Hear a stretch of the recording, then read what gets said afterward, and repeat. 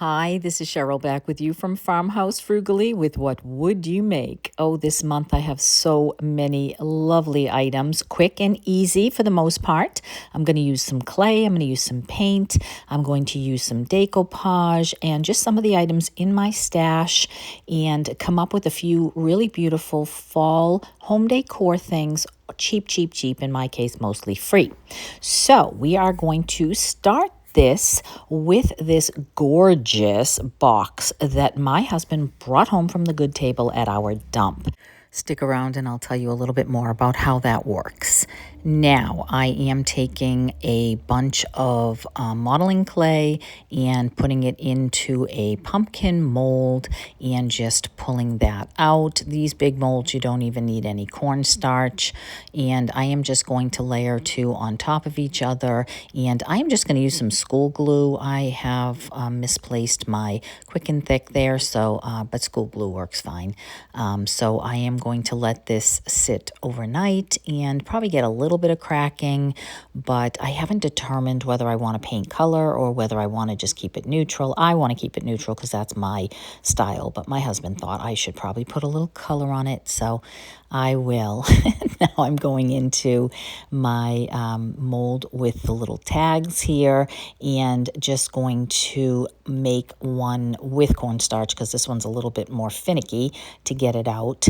And I'm going to manipulate the shape of that so that it will sort of match that top of the handle that has, it kind of goes down like a banner, and then glue that on as well. So the next day, once this has dried, it did give me a little cracking, especially where the lines in the pumpkin are, and I just filled that with a little bit of school glue to make the crack look less like a crack, so that when I painted over it, it would be all right. And then after that, I am going to take out the colors. Now, initially, these colors look pretty horrendous, but stick with the process. Sometimes that happens when you are working with waxes. So I am going to go ahead and just take this kind of fleshy orange color, pumpkin-y color. I know a lot of pumpkins have this tone in them,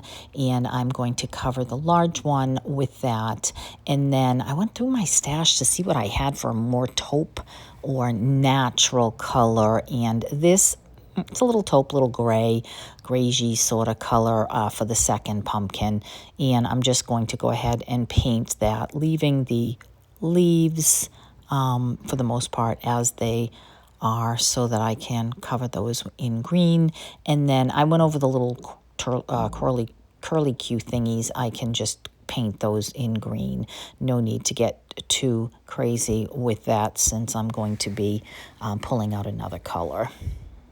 I just take my time, change out brushes if I need to, and just go over that as gently as I can. Obviously, I have sped this up. Otherwise, you would be here 15 minutes with me as I paint these leaves. But once I get that done, I'm going to add just a little bit of brownish color to the stems.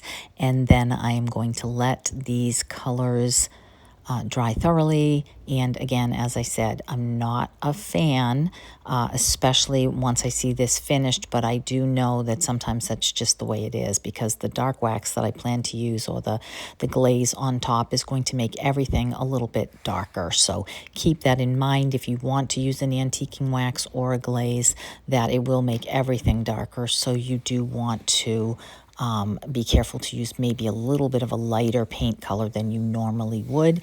And then I am going to just use some of that brown stem color in the sections of the pumpkin to give this a little bit of definition and shadowing. And then I used this Rust-Oleum glaze that is just something I can get easily at Home Depot, pretty inexpensive and works really well. So I glazed that over, and here it is in my living room on my bookcase with a few little pumpkins and a scarecrow.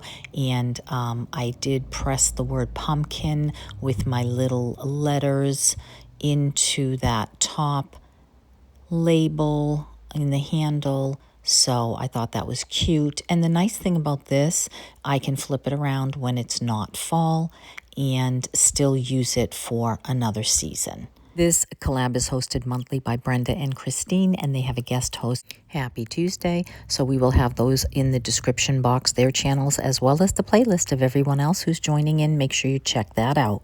So if you have a plain simple box, this is a great one for you. I had a bunch of these. My husband also brought home. He works in an elementary school, so sometimes they have a bunch of this kind of stuff left over. Somebody had used it on one of those tools to burn and kind of, did their thing with it, but I'm going to cover that over. So I pulled out an IOD mold for this. I'll try to remember to put the names in the description box of the items I'm using. I'm going to press some clay in, and I am going to just cover the bulk of the top of that. And then later on, I'll use some textured paint to make sure that that fills in. Now I have a cute little vintage looking knob, and I am going to just press that in and then make a hole with the end of my paintbrush so that I can drill a hole and put that knob in once the clay is completely dry. But obviously I need to have that done before it starts to dry.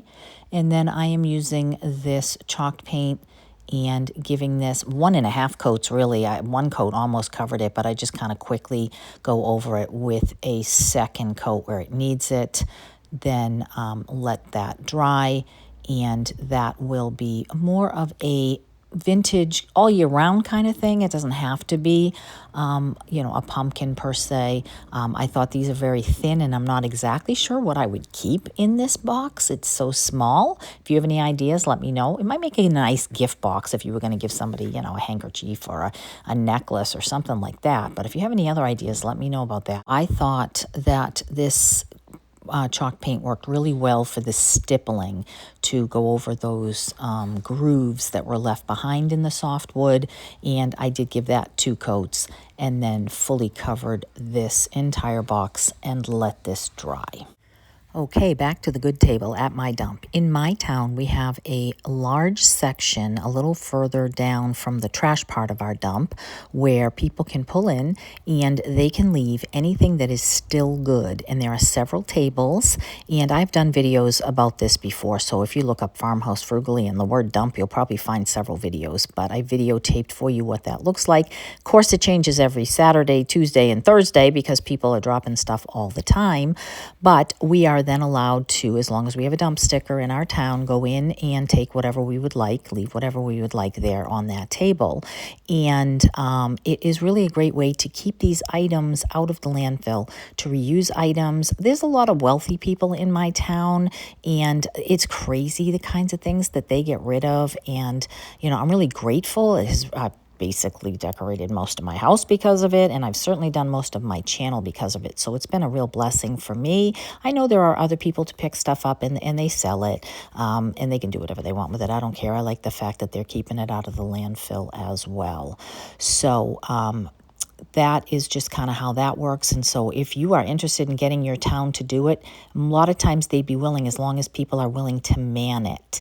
If you found several people in your town willing to do that with you, then this can be a very, very fun and useful way to keep these items out. Now, obviously, after the rain, someone has to throw the stuff away, and, you do have to occasionally maybe check and make sure people have a dump sticker. I don't know, whatever the requirements are, but we are pretty loose on our requirements, and they're it all depends on your town. But it is really an awesome thing to do, I think.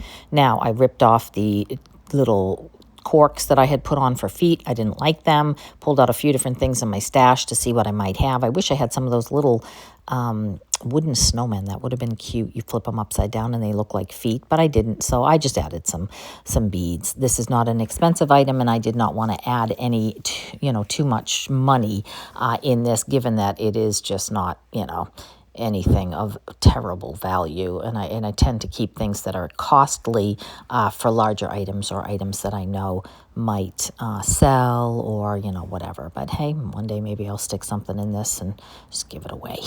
So that is how that came out. So you'll have to let me know what you think of that. And then this is the most simple thing. It's actually quite ridiculous. I, you know, just have it in front of me, and therefore I just have to flip it. Since I had the corks out, I just add some greens, and I just added a little tag that said "Hello Pumpkin," and just glue this on because I didn't have any peduncle. Is that what the word is? The stem of the pumpkin. But anyway, I just thought, what the heck? It's a little bit 3D, but that's okay. It gives it something for a little bit of a finish.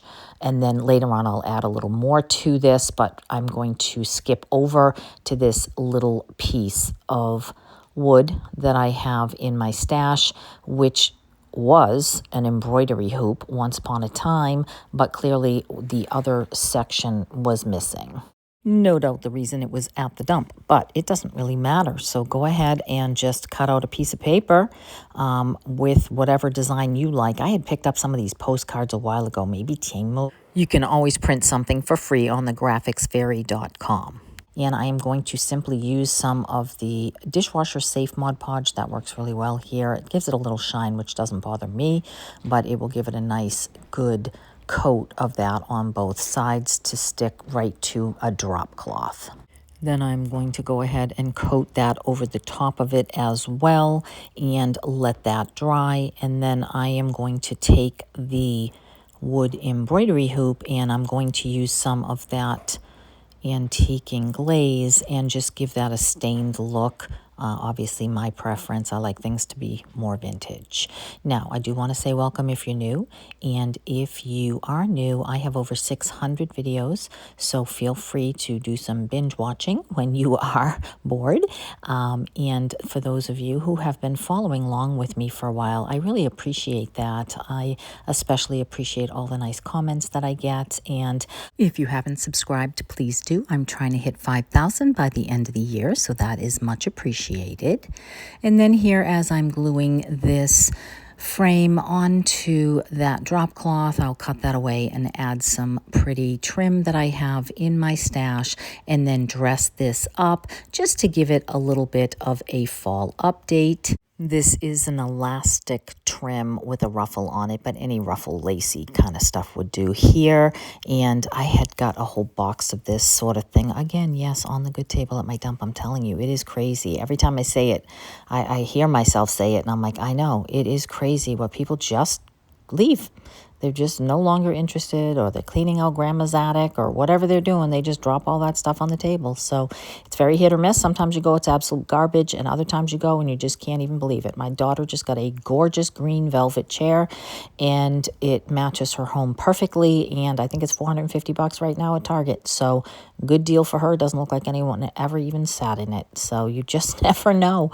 So it is really such a blessing. So here I am just adding a little bit of that beautiful green velvet ribbon and a little trim to this just to dress that up and make that look like a sweet little fall picture, and could be hung on the wall. It could be spring, summer, or fall, really, depending on the color scheme that you have. And then while I have that little ribbon out, I'm just going to go ahead and pop a little bit onto the stem of that other pumpkin and make these cohesive so I can decorate my little space together. It is still August, so I really haven't pulled out any of my actual fall decor yet, so bear with me. Now, I did get these last year, these really pretty wooden salt and pepper shakers, and I love these for this very reason. You can literally add just a bird and some moss or something simple like that. Or in this case, I'm going to take one of those metal picture frame holder thingies that I had from something I got last Christmas. It had a dozen of them or something, and I didn't use it for that purpose, so I saved them. And I am literally going to pop another one of those postcards in there, add a little bit of stiff paper to the back. I'm going to take some of this elastic ribbon, and I am going to dress up the bottom. And that is all I'm going to do. I guess I could have taken the dark distressing ink and gone around the outside edges, it would have probably gone better with what's in the background. But it's just simple. You can layer it, add other things to that, add a picture in the front, add a flash card in the back, whatever. It's great to do. So here it is with the pumpkin and a couple of other items that I had made this spring.